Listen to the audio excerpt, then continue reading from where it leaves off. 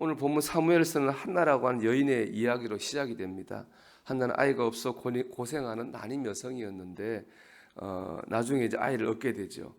근데 성경 전체와 이스라엘 민족사를 볼 때에 이 한나라는 여인은 단지 한 개인을 의미하는 게 아닙니다. 사실은 이스라엘 민족 전체를 상징하는 거예요.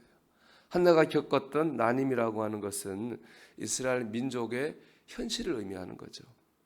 그 현실하고는 하나님께 사랑을 받았고 신앙생활을 했음에도 불구하고 믿음의 열매를 거두지 못하는 거죠. 믿음의 열매란 승리고 축복이고 기쁨이고 하나님의 은혜 충만한 삶을 말하는 겁니다. 그들은 역사적으로 보면 이제 사사기, 룻기, 사무엘상이잖아요. 사사기부터 보면 그들이 하나님의 은혜로 애굽을 나와서 약속의 땅 가나안에 들어왔음에도 불구하고 그들은 은혜가 충만한 삶을 살기는커녕 오히려 신앙적으로 타락하고 세상적으로 공고한 삶을 살았거든요. 그 역사적 것을 상징하는 것이 바로 한나의 난임이죠.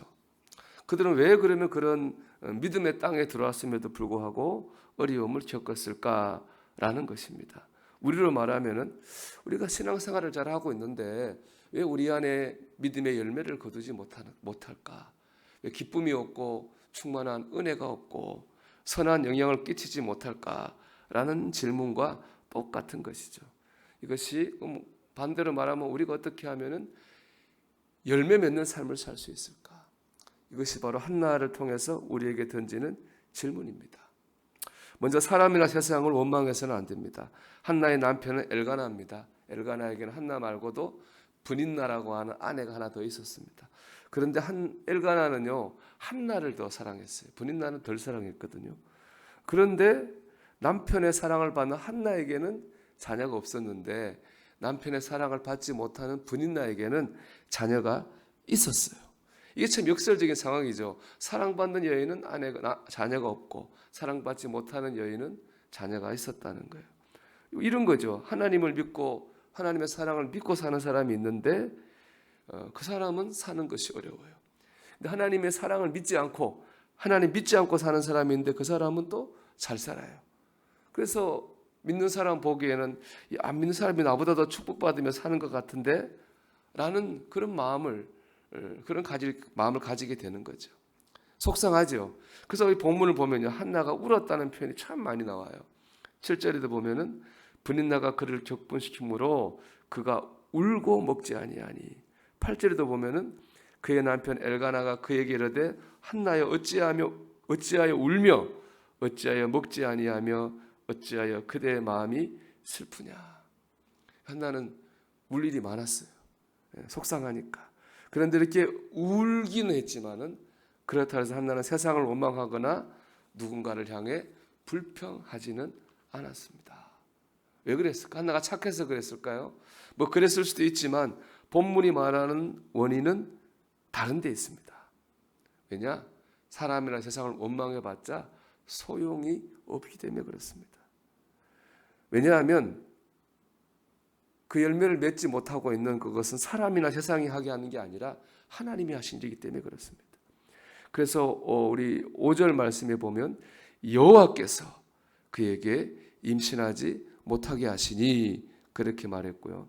6절 말씀 보면은 여호와께서 그에게 임신하지 못하게 하심으로 그랬습니다. 사람이 한 게 아닙니다. 세상이 한 것도 아닙니다. 하나님이 하신 것입니다. 하나님이 묶으신 거예요.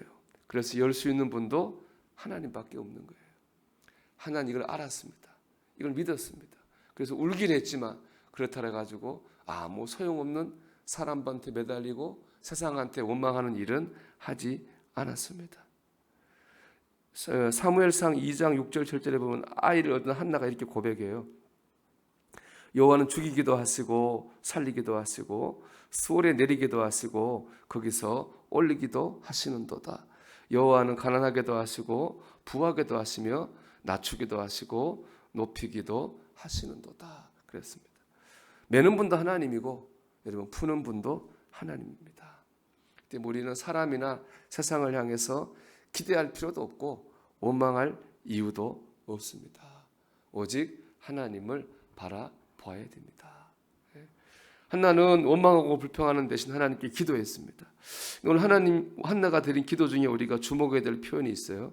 우리 11절 말씀 보면은 서원하여 이르되 만군의 여호와여 만일 주의 여종의 고통을 돌아보시고 나를 기억하사, 그렇게 말했습니다. 이 기억한다는 말은 자카르라는 뜻이거든요. 하나님 기억한다 이런 뜻인데요.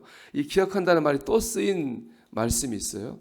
우리 19절 보면 이런 말씀이 나오는데요. 제일 마지막에 보면은 엘가나가 그의 아내 한나와 동침함에 여호와께서 그를 생각하신지라. 이 생각하신지라도 우리말은 생각하신지지만은 원어는 자카르, 똑같은 거예요. 한나가 하나님 나를 기억해 주세요 하고 기도했더니 하나님께서 한나를 생각해 주셨어요. 그 결과가 기도가 응답을 받고 사무엘을 얻게 되었습니다. 여러분, 우리가 매는 분도 하나님이고 푸는 분도 하나님입니다.